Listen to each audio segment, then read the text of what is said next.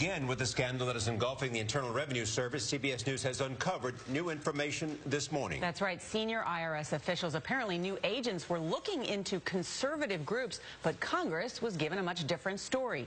Nancy Cordes is on Capitol Hill. Nancy, good morning.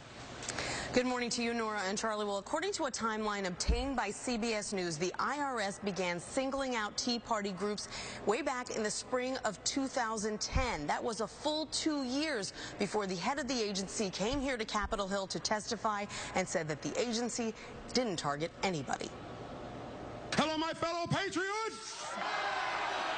In the spring of 2010,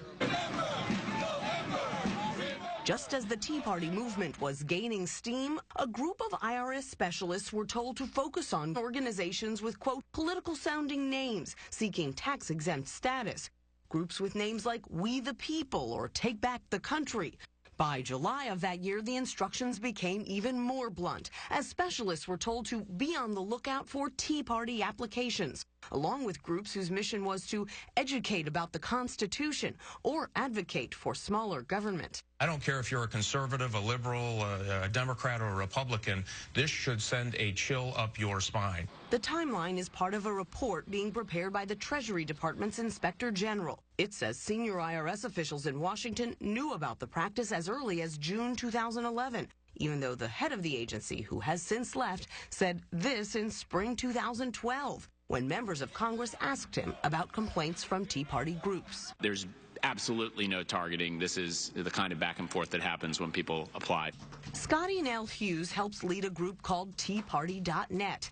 They filed an application for tax-exempt status in 2010 and are still waiting for approval. I can assure you, it has cost us time, it has cost us resources, and most importantly, it's cost us donation dollars. On Sunday, lawmakers from both parties called for a full investigation. I think that it's very disappointing that the president hasn't personally condemned this. Somebody made the decision that they would give extra scrutiny to this particular group, and I think we have to understand why.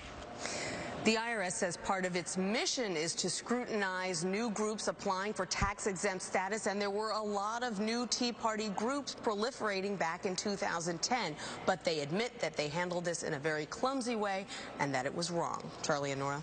Nancy Cordes, thank you.